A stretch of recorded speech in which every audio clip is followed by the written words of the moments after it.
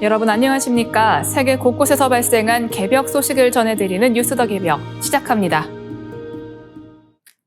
중국이 2024년판 중국 핵능 영감에서 자국 원자력 발전소의 방사성 물질 방출량을 공개하지 않아 국제사회의 우려가 커지고 있습니다. 7월 17일 교도통신 보도에 따르면 중국은 작년까지 매년 연감의 방사성 물질 배출 통계를 포함해왔지만 2024년판에서는 관련 수치를 전면 누락했습니다. 연감은 단지 국가규제 상한치를 초과하지 않았으며 환경과 건강에 영향은 없다고만 밝혔습니다. 하지만 비공개 방침의 배경에는 일본 후쿠시마 제1원전 오염수 방류를 둘러싼 국제적 공방이 있다는 분석이 나옵니다. 실제로 일본과 외신들은 중국 일부 원전에서 방출된 방사성 물질이 후쿠시마 오염수보다 많다는 점을 수차례 지적한 바 있습니다.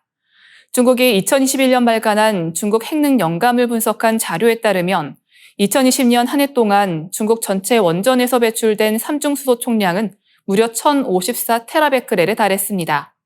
이는 일본이 후쿠시마 오염수 방류 계획에서 설정한 연간 방출 기준치인 22테라베크렐의 약 50배에 해당하는 수치입니다. 교도통신은 일본산 수산물 수입을 막고 후쿠시마 처리수를 핵 오염수라 비판하는 중국이 정작 자국 원전에 더 높은 방출량을 숨기는 것은 이중잣대라는 지적이 제기된다고 해설했습니다.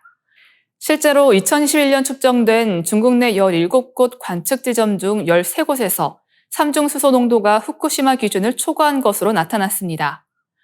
중국은 정상 가동 중인 원전에서 배출된 방사성 물질과 후쿠시마처럼 사고로 발생한 오염수는 본질적으로 다르다고 주장하고 있습니다.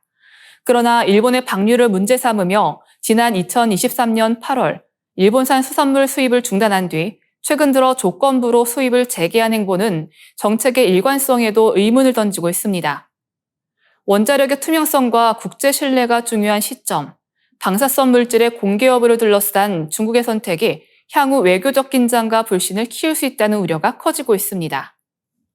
전 세계적으로 종교를 믿는 사람이 줄어들고 있지만 한국과 일본에서는 독특한 문화 현상이 나타나고 있습니다.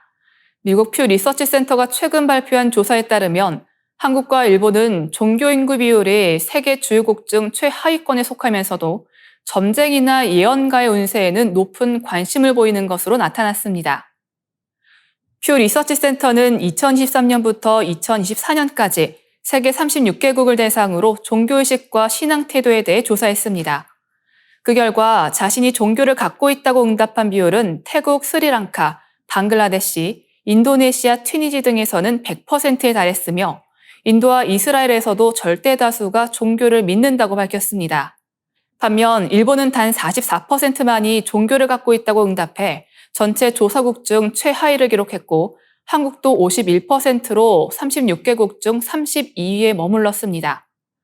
일상 속 신앙 실천의 지표가 되는 거의 매일 기도한다는 응답 역시 한국은 25%, 일본은 21%로 저조했습니다. 인도네시아를 비롯해 케냐와 나이지리아, 말레이시아 등 이슬람권 국가들은 상위권을 차지했으며 필리핀과 브라질 등 카톨릭 국가도 높은 수치를 보였습니다. 유럽 주요국은 프랑스와 독일, 헝가리, 스웨덴 등 전반적으로 낮은 응답률을 기록했습니다. 그럼에도 불구하고 한국과 일본은 종교 신앙보다 예언이나 점에 더 귀를 기울이는 경향이 두드러졌습니다. 중요한 결정을 내릴 때 점쟁이의 운세를 참고한다는 질문에 한국은 20%로 6위를, 일본은 19%로 10위를 기록했습니다. 이는 남아프리카 공화국과 인도에 이어 비교적 높은 수치입니다. 반면 독일, 스웨덴, 인도네시아 등은 7% 미만으로 점에 대한 신뢰가 거의 없는 것으로 나타났습니다. 종교는 멀어졌지만 예언은 가까워진 시대. 한국과 일본은 전통적 종교가 아닌 실용적이고 감각적인 방식으로 초자연적 통찰을 추구하는 문화적 특성을 드러내고 있습니다. 세계보건기구가 모기를 통해 전파되는 바이러스 질환 치쿤구니아 열병의 세계적 유행 가능성을 경고하고 각국의 신속한 대응을 촉구했습니다. 7월 22일 보건기구 브리핑에서 곤충맥의 바이러스 전문가 다이애나 로하스 알바레스는 치쿤구니아 열병은 아직 널리 알려지지 않았지만 전 세계 119개국에서 감염이 보고됐다고 밝혔습니다. 이 질환은 고열과 심각한 관절 통증을 유발하며 사람 간 전염은 확인되지 않았습니다. 이번 확산 양상은 2004년부터 2005년 당시와 유사합니다. 당시 인도양 인근 섬들에서 시작돼 전 세계로 번지며 약 50만 명이 감염됐습니다. 이번에도 레위니옹, 마요트, 모리셔스 등 인도양 섬을 중심으로 확산 중이며 레위니옹에서는 인구의 3분의 1 이상이 이미 감염된 것으로 추정되고 있습니다. 동남아시아와 인도, 아프리카의 마다가스카르, 소말리아, 케냐로도 질병이 퍼지고 있으며 유럽의 프랑스 등지에서도 확진자가 보고됐습니다. 알바레스는 치사율은 1% 미만이지만 감염자가 수백만 명에 달하면 사망자 수는 수천 명에 이를 수 있다며 조기 경보의 필요성을 강조했습니다. 면역이 형성되지 않은 지역에서는 인구의 최대 75%가 감염될 위험이 있다는 것입니다. 중국도 경계태세에 들어갔습니다. 광둥성 포산시 순더구에서는 현재까지 누적 확진자가 2,471명에 이르고 있습니다. 베이징을 비롯한 주요 도시들은 해외 유입 확진자 증가에 대비해 주의 경보를 발령했습니다. 동부 저장성 샤오싱시는 아프리카, 동남아, 포산시 등 유행 지역을 방문한 사람 중 발열 증상이 있는 경우 즉시 신고하도록 했습니다.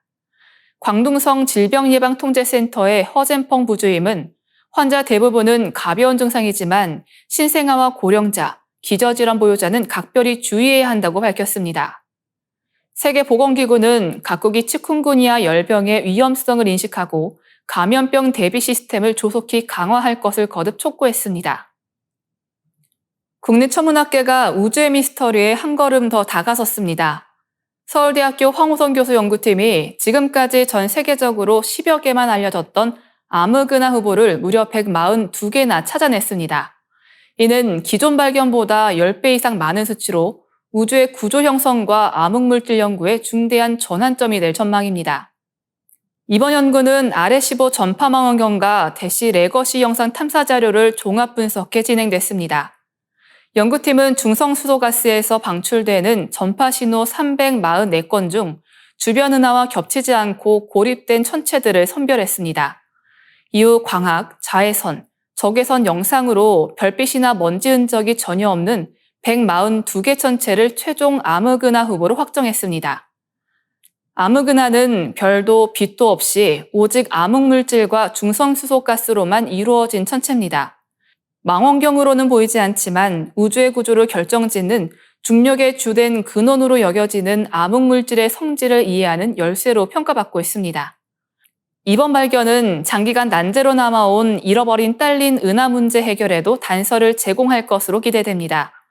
현재 우주 표준 묘형에 따르면 우리 은하 주변에는 수백 개의 딸린 은하가 존재하지만 실제로는 극히 일부만 관측되고 있었습니다. 연구진은 우리가 보지 못한 은하가 존재했을 가능성을 보여주는 것이 바로 암흑은하라고 밝혔습니다. 이번 성과는 향후 한국인이 참여할 세계 최대 규모의 전파 망원경 프로젝트 SKA, 그리고 베라루빈 망원경의 LSST 광학 탐사에도 중요한 기초 자료로 활용될 예정입니다. 연구팀은 이번 발견은 은하 형성과 진화를 이해하는 데 관측적 증거를 제시했으며 암흑물질의 존재와 특성을 밝히는 데도 핵심적인 단서를 제공할 것이라고 강조했습니다. 우주의 95%는 아직도 우리가 알지 못하는 암흑입니다. 이번 연구는 그 미지의 세계에 작지만 강력한 빛을 비춘 성과로 기록될 것입니다.